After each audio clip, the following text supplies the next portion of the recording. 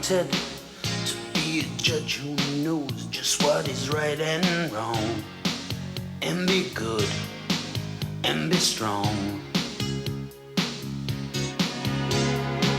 And on my swan up in the air I'm flying, searching for justice, can't you see me trying? Right is the reason I go on.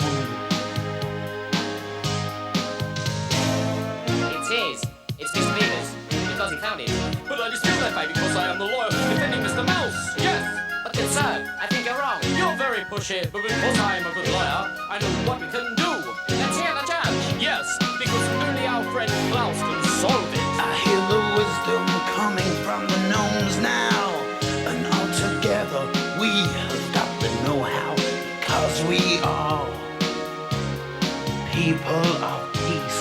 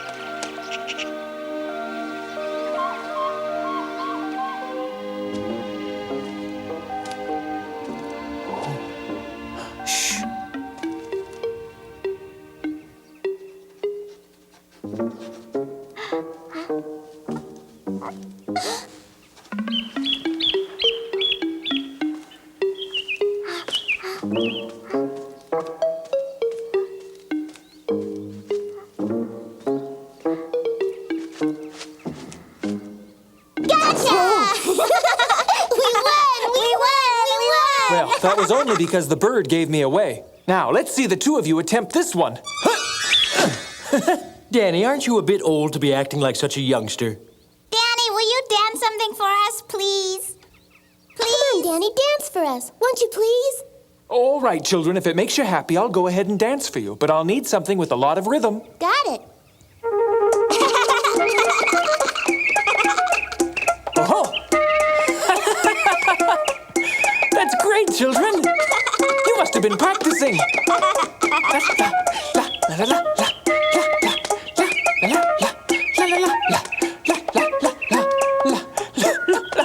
Do you really think I can concentrate with you two making so much commotion?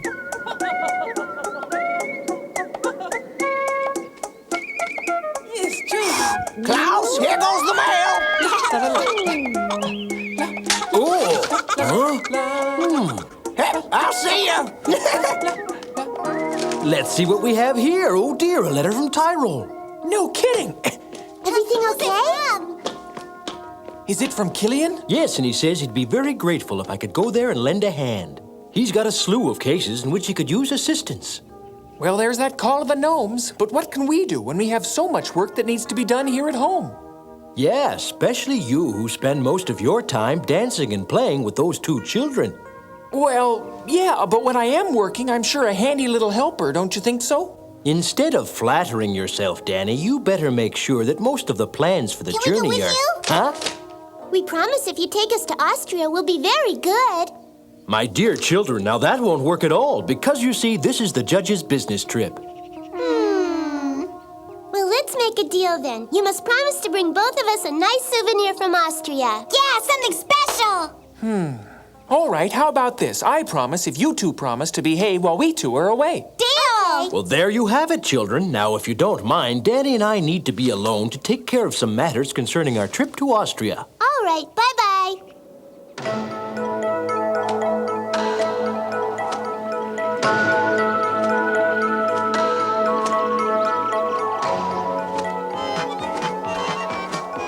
Do you hear that music, Dany?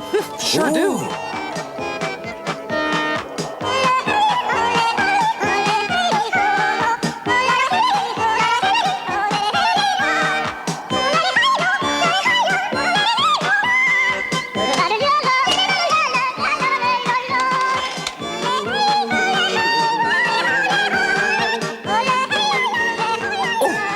Odelay-oo.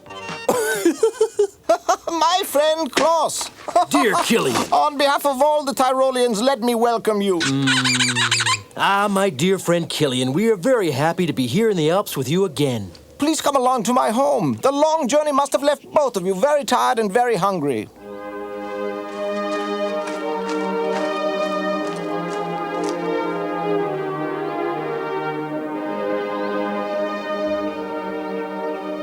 It's a lovely home you have here, Killian. Goodness knows it's been a long time.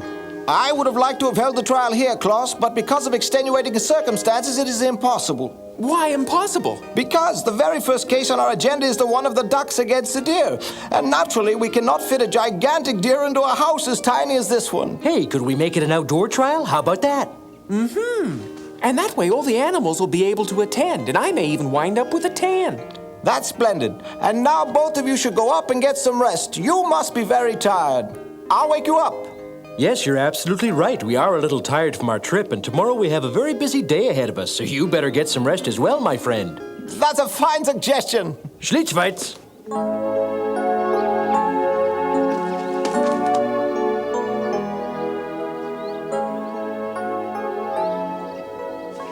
My dear friends, if I may have your attention, this court will come to order. Danny, may we have the first case, please? Yes, Your Honor. The first case is the complaint of the ducks against the deer. Perhaps the Ducks' Council should begin the day's testimony. Thank you, Your Lordship, for the opportunity. Let's hear your argument, please. This is the problem, Your Lordship. The ducks that I represent live and nest on a beautiful island in between the banks of the river.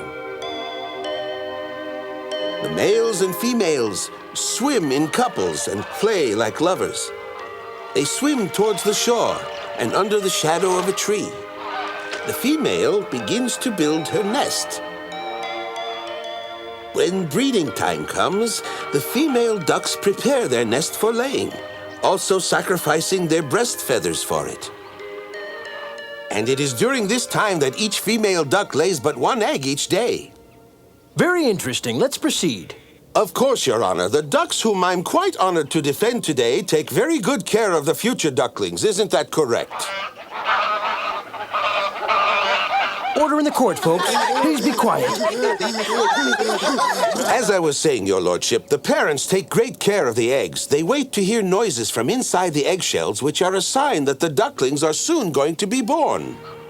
However, their happiness almost turned to tragedy this spring. All of a sudden, they heard a great noise. Before they knew it, the river rushed forth, flooding the small island, casting the tiny nests afloat.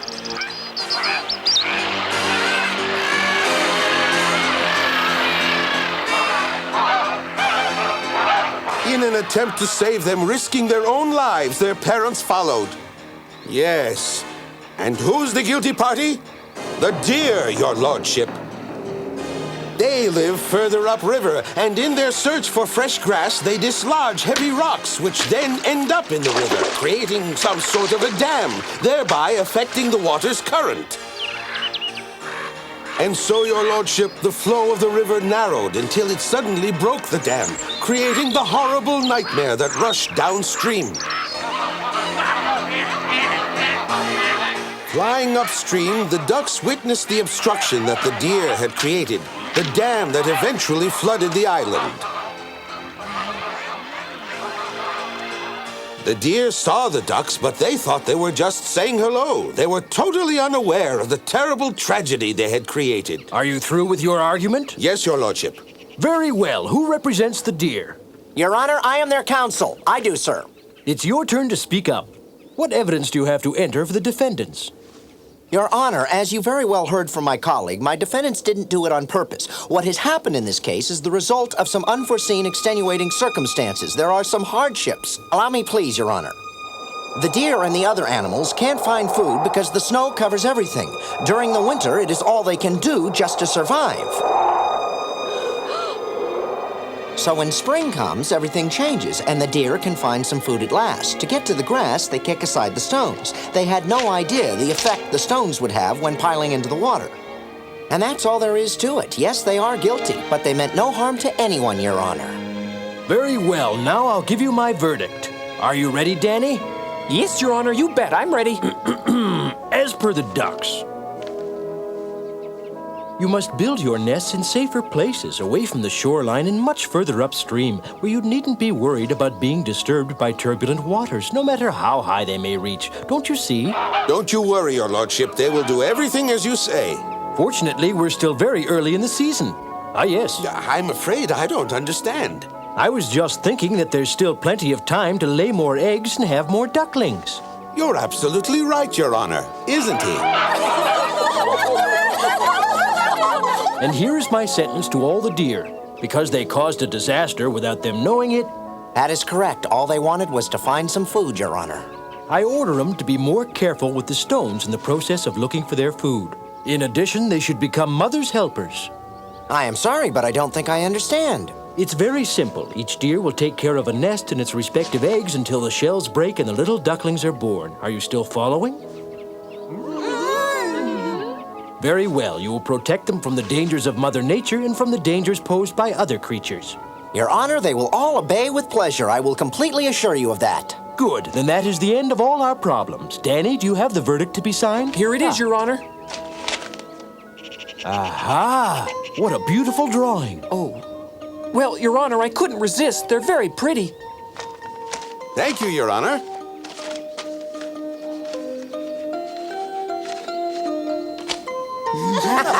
Order in the court. We must go on to case number 2 of the agenda. Go ahead, Danny. The next case is the dilemma of the ice rink. Klaus, before we start, I'd like to say something. The circumstance that I'm about to submit will probably bore the animals to death. It is of no interest to them whatsoever. It's something that only concerns us gnomes. If they get bored, they're free to go. What is wrong, Killian? Well, it's about our famous skating championship. All the animals of the forest have seen it. They've even enjoyed it with us. We've had so much fun together, but unfortunately during the past few years, it has turned into a female-only competition. Men don't want to know anything about it. We have, however, a great female champion, a very beautiful girl called Greta. There is only one male contestant. His name is Bruno, who is already 390 years old and, of course, has become very clumsy. While he may be old, he is determined.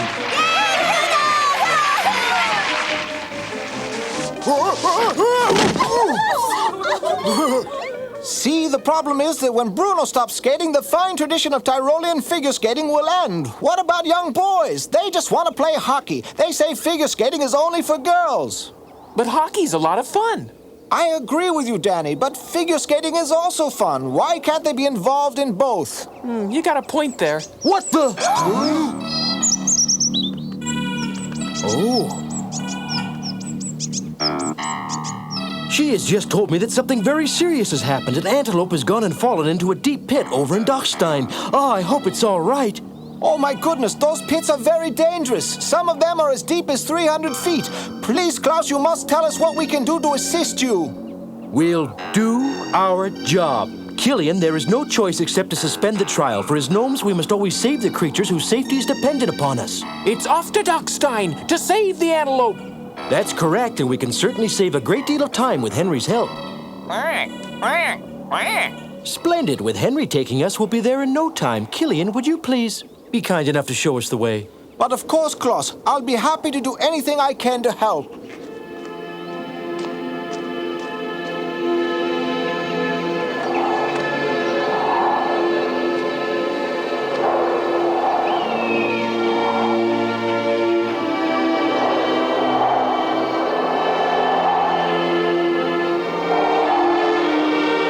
The view of this valley, surrounded by those mighty hillsides, is truly a wondrous sight, Killian.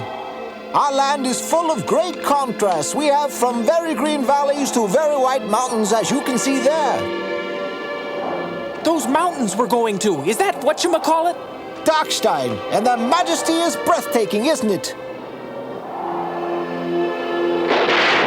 My, just look at all the dark clouds, Killian. It is going to rain. We mustn't lose that swallow. Don't worry, Henry won't lose her. He's got as good a sense of direction as that swallow.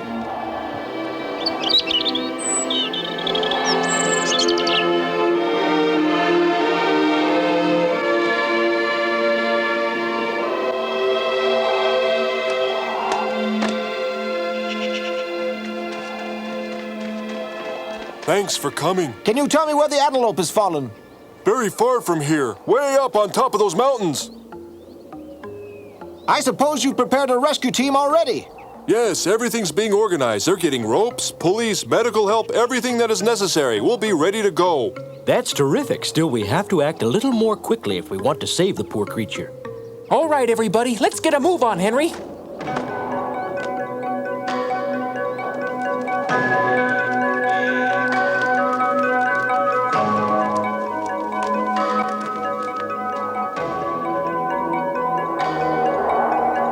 Klaus thinks that if we intend to use the skis, it'll take us too much time to reach the top.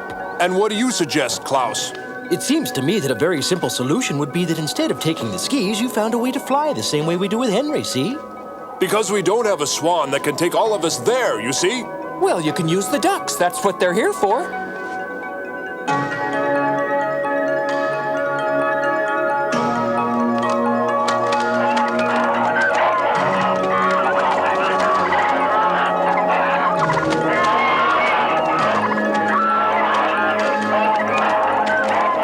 That's it!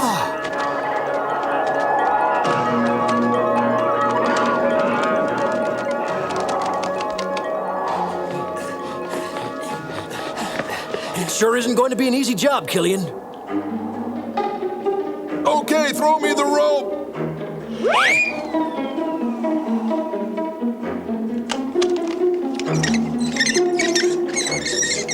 Well, are you ready, Doctor? Yes, Killian, I'm coming.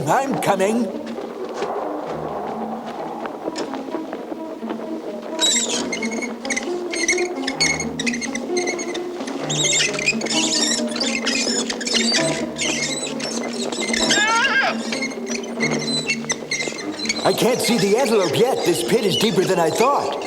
Ooh, I can see we're gonna have a little trouble keeping the poor animal from hitting against the rocks while we're getting him up. Don't worry, we'll be able to do it. The antelope will be just fine, lad.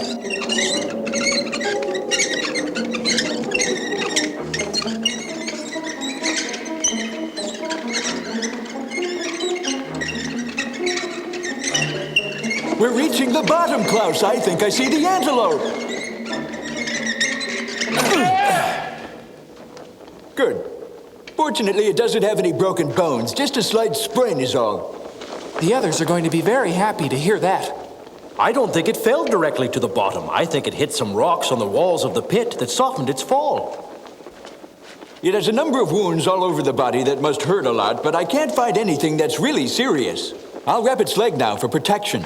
And I'll give it arnica herbs to kill the pain. That will do.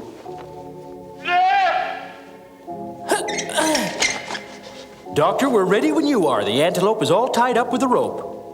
Should I go ahead and give the signal to the others? Yes, Danny, please go ahead and give them the signal. I'm finished here.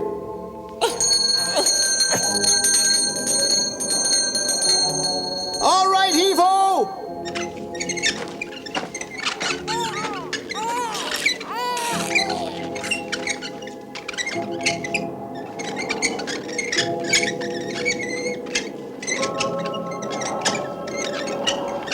Easy.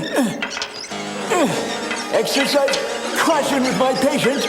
Easy. Easy does it. Carefully. The antelope shouldn't touch the walls. That would be painful, and if it moves, it'll be dangerous for us.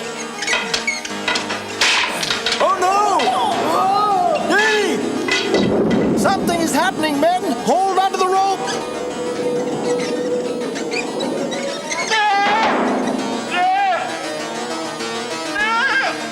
Are you all right, Danny? Just talk to me or try to yell. Danny! I'm okay. Hi. Thank goodness. I thought you'd fallen to the very bottom of the hole. Fortunately, he's very agile. You can say that again. The danger is over for now, men. Continue to pull.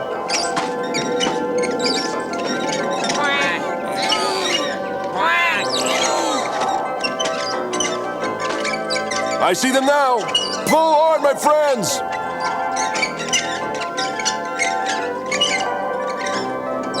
Be careful, be careful. Pull gently and pay attention to my signal. Put it down now, Hope.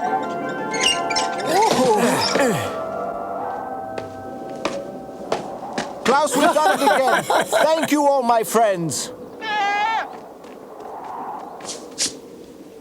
The antelope is recovering nicely, and in a very few days it will feel like new. It won't need us anymore. Doctor, I'm very thankful. Bye. Bye-bye. Take care now. All aboard! Hang on to your hats!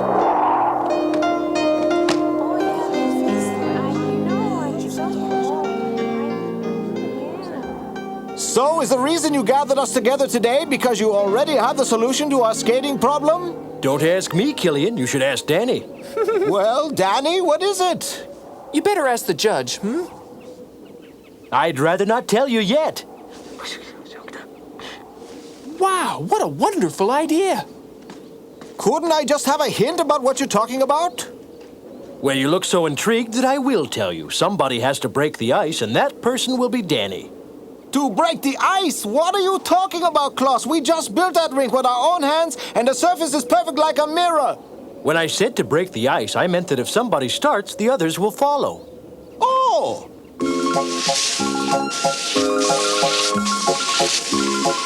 I never knew Dany had such dexterity. That's the card I had up my sleeve to play, my friend.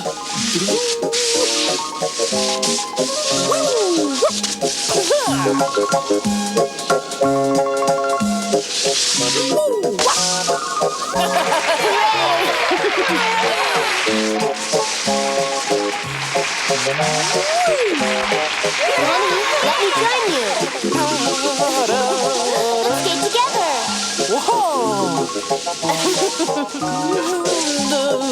Look, Klaus, they make a beautiful couple.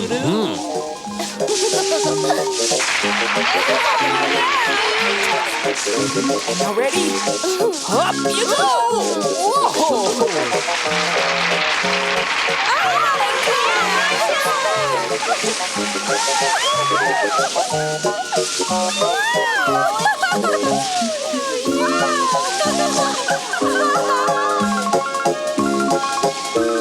You've done it again, Klaus, my dear friend. Do you realize you just invented figure skating for couples? We should get everyone on the rink, including us, my friend. What are we standing around here waiting for? First of all, I want to thank you for everything you've done for us. Now let's teach them something.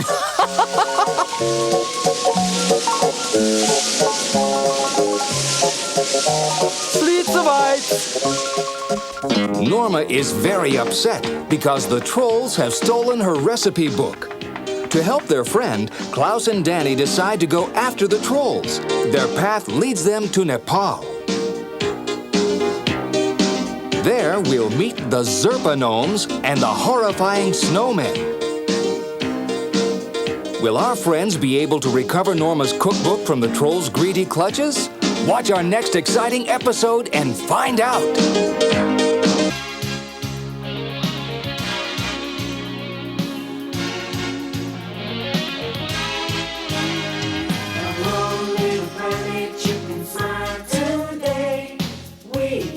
People